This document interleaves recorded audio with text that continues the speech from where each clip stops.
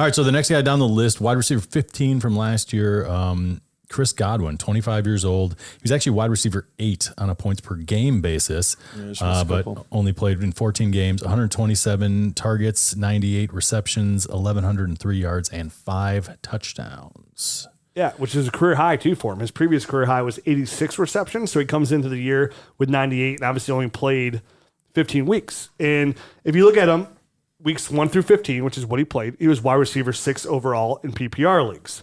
In 2020, he only played 2 games prior to week 6. He was kind of all banged up. Weeks 6 through 17 with the bye and missing week 8, he was wide receiver 19. And with like a broken hand for part of it, right? Mm-hmm. Yes, and he was still wide receiver 19.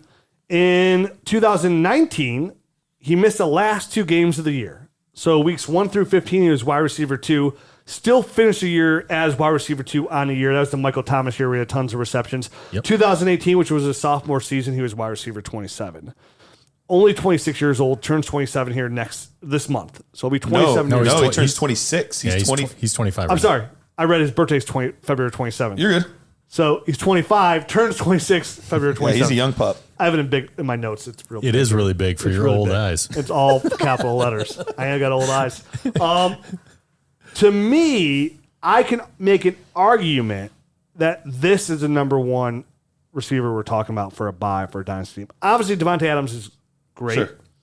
But for 5 more years, I agree. Yep, Chris Godwin could be the number 1 guy we're talking about in free agency. Like he's gonna get paid.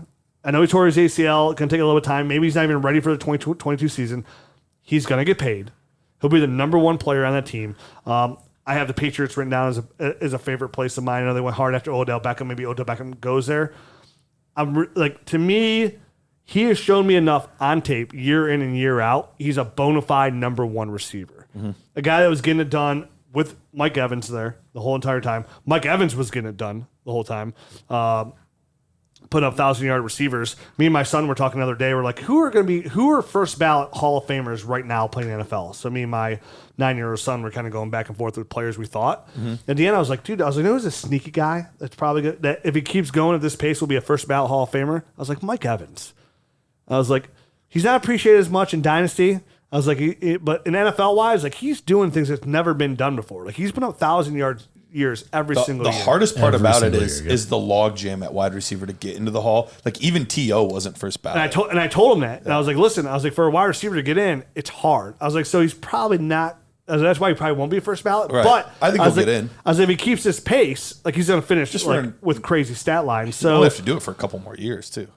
Do you think Chris Godwin's bulletproof, Garrett? Like, do you think he's somebody that, like, wherever he goes, you're going to be pleasantly surprised? Do you think the ACL tear holds value? Where are you at with Chris Godwin right now? Like, and what do you personally think the price tag is? Yeah, I'm still on board with Chris Godwin. I'm interested to see where he lands because he is another one that I could see chasing a big paycheck. And there's a lot of teams that have the ability to do it that could use someone like him. One of the first ones that jump out to me are the Colts. I think he would be a great fit there. There was rumor that there was some interest there last year before he was franchise tagged. So that's one that I could absolutely see. We mentioned the Jets as a possibility. The Commanders could potentially be on that list. Jaguars could easily be on that list.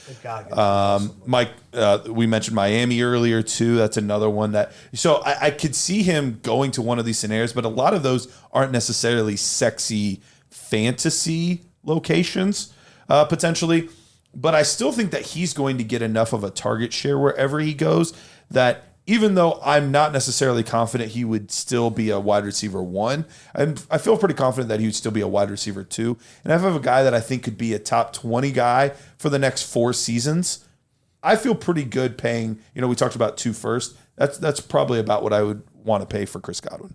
Yeah, and I think too, when people, they throw that 2 first kind of thing out the window, like, oh, that's so much. Well, the way I look at it is 1 first automatically just goes to replace the player. Replace the guy, yep. So that's why I hate the 1 first for a good, same thing, the Kamara trade. I don't know about the late 23 first. I'm like, well, I'll just I can't get a good running back there at 26 for the late first, I'll just gamble. Like I'd gamble on that. I'd gamble on a running back like in the first anytime. We all do. Right. I mean, any running back gets drafted in the second round that was a mid second round pick before draft, and the guy or they trade up for him, a guy like Trey Sermon. All of a sudden, people are like popping bottles. Like I gotta draft him. I'm like, oh, why don't you just draft Elijah Mitchell?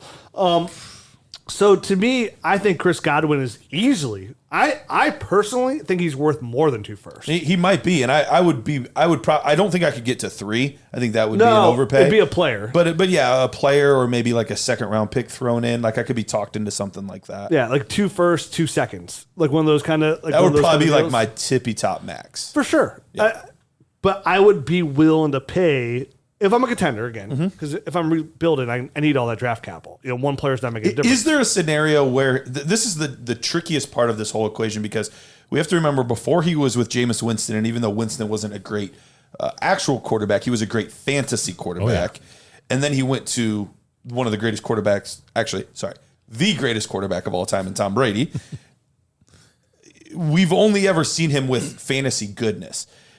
Is there a situation that he could go to that is going to be better or even equivalent to what he's had recently? And I think it's unlikely that there's a spot because most of those teams where you would be like, oh yeah, it'd be awesome there. All of them have 10 million or less in cap room available for next year. So I don't see a situation where it gets equal or better. That's the only tricky part of this. Well, I think a player of his stature when it goes to certain situations is one, if he goes to a place that's not as good, maybe say the Bears, who literally only have like Darnell Mooney under contract. Right. The Lions, who pretty much just have Amon-Ra St. Brown under contract. Like he's going to be both of those. Both of those would be quarterback downgrades, though. To Garrett's point, right? Well, I think Detroit would be. If they keep Goff. I think. I mean, obviously, well, everything's a downgrade compared to Brady and Winston. I think that's the tricky part. Is like unless you're getting Mahomes, Rodgers, one of those, even Justin Herbert. That's the only one that has the cap room. Them and the Bengals, but neither one of those need receivers. Listen, man, targets equal fantasy points, receptions equal fantasy points. Sure, you don't have to be a good quarterback to get that. I mean, again, a prime example is what over the last half of the season, what was Amon-Ra St. Brown? Oh yeah, he's a top 3 fantasy receiver. He was amazing. Right? So he's a top 3 fantasy receiver with arguably a top 5, bottom 5 worst quarterback in the league. Why? Because Amon-Ra St. Brown was heavily targeted in the number 1 looking at offense.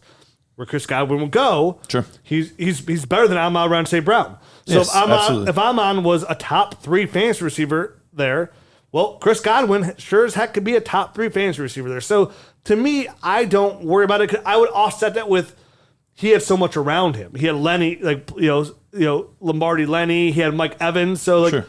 if he goes to a situation with the worst quarterback, he's most likely to gain some talent away from him as well. So it opens up more for him as well. So stuff like that doesn't worry me. You know what I mean? He would make that quarterback better, or he made that player better because some players too are just bad. Like, yeah, Jared Goff's pretty bad. Like.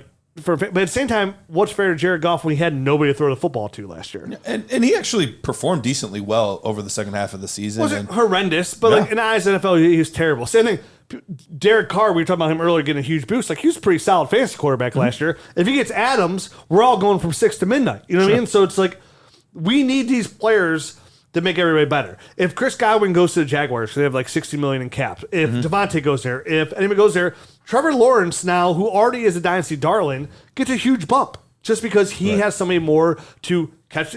That's guaranteed to catch the football and then do something with it as well. They're not going to be Austin Hooper, catch the ball, fall over, hit that thing around your neck that says you got to call 911 and get life alert. Yeah, life alert. Help! I'm Austin Hooper. I broke my hipper. So, no bueno. So, I think Chris Godwin, to me, is worth easily more than 2 firsts, Matt. I mean, what do you think here? I mean, would you pay 2 firsts, 2 seconds for Godwin if you're a contender? Like, my initial thought was obviously it's at least 2 firsts. So, it's definitely more. It's at least that. I think I would. The 2 seconds is a bit much. Okay, reverse it. But you own Godwin. I own Godwin in a couple leagues. Sure. If anybody says, hey, I'll give you 2 firsts for Chris Godwin, I'm like, bruh, I need some more. Yeah. Like, I need... No, that's a good point. And they were like, hey, well, I'll give you 2 seconds too. Honestly, even then, I'm like, those are a little later seconds. Like, keep the seconds. Give me this player. And even then, I'm like, Some people, I think a problem in Dynasty, personally, I think too many people fall in love with that draft capital scenario. And they're like, hey, I'll give you 2 firsts. Like, it's 2 firsts. My brain works different. I'm immediately going, well, with one of those firsts, I got to replace Chris Godwin. Sure. That's not going to happen. So now I have this extra first, like, where am I going to fill this hole? To me, I need more. For a player of Godwin who's going to turn 26 this month, like, I need more. That's Dynasty gold. And again, I'm not a San Francisco 49er. I'm not there panning all day to find this gold for nothing. You know what I mean? So if you were in rebuild mode and Chris Godwin was your best player and the best offer you could get was 2 firsts and 2 seconds, you'd be like, I need it. If I'm in rebuild mode, which again, I think he's young enough you could kind of actually use him as a cornerstone. But if I'm in rebuild mode and I want to, now all of a sudden I have 3 firsts because I'm getting 2 firsts for that scenario. I guess in most cases you would. If that's the best offer I can get. We've talked about this on the podcast. Sure. Like when you're in rebuild mode, you put offer in there, and then if the best you can get, and you really want all the draft capital, that's the best you can get. Sure. That's the best you can get. Yeah. But it's sometimes you just have to make those kind of moves, I guess is my point. And you made it sound like you never would. Like the 2 seconds wasn't enough to do anything. So you said the most I would. But you just sold that's the least I would take. DeAndre Swift here for 3 firsts, and you were out the door, you know. And it was Swift, it was Sony Michel, and Irv Smith. But the guy started off with 2 firsts and 2 seconds, and I was like, absolutely not. Like, I'm not selling DeAndre Swift for 2 seconds because literally one of those picks I got to take a running back, and now I just have another first, and now I'm giving up a top 3 dynasty running back. I was like, no. I was like, and I told the guy back, I was like, listen, for a guy, because he didn't want to pay the 3 first. I was like, these are the facts when you play dynasty fantasy football. When you want a player of that stature, and definitely Swift, who's only done it for a year, you know, it's easier for me. All running backs are for sale.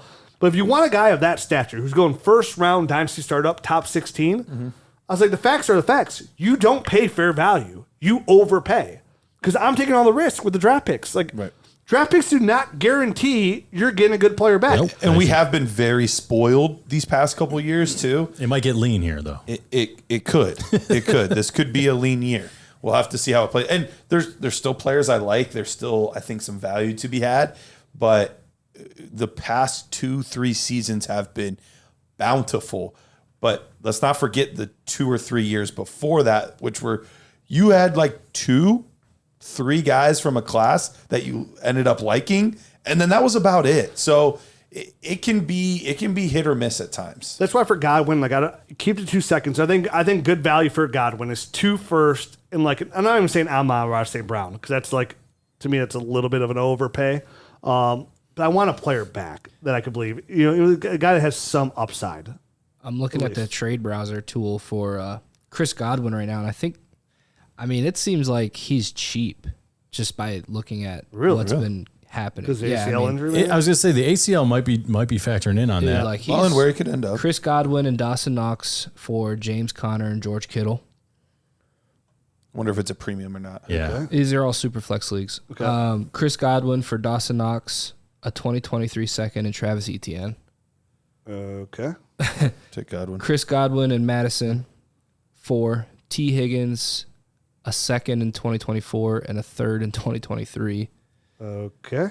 I like T. Higgins a lot, but yeah, I would Brown, still take Godwin there. Yeah. A second in 2024 and a first this year for Chris Godwin and a first this year. I mean, those are the first 4 trades, and it just keeps going on with, in my opinion, just like the value's leaning way on Chris Godwin's. So maybe just give him 2 first straight up. It's looking like a good buy low. If you're a contender, yeah. So that makes him seem like a buy low. That's why and that's you know when you join the Nerd Herd, this is one of the tools you get is a trade finder. Another great perk because when you're going to make a trade, before you go make that trade, you go see real trades that have been made in Sleeper, in My Fantasy League, and FFPC. All these are trade places we pull trades from to see like, oh, I'm going to offer 2 first. Well, nobody else. All these trades, he hasn't gone for 2 first. Maybe I could offer first, a third, and Marquise Brown. And it gets it done. Because sometimes you just never know. When I made that trade today for Alvin Kamara, and the guy's like, listen, man, I'm selling Kamara. Throw your offers in. I don't know if you're good. I was like, I'll throw this late 23 first in. I'm like, I wouldn't trade Kamara for a first. Maybe it probably won't get it done. And I woke up today, and the trade was accepted. I was like, oh, bless my soul. Bless my soul, indeed. You never know. Before going to the next guy, sometimes we make these trades, you're making bets. Like you're taking gambles here, and you got like, hey, I'm going to risk it for the biscuit. And sometimes they pan out, and sometimes you're like. Love biscuits. I do too, with some honey on them. Great segue. Dude, my mouth just started watering. Thank you.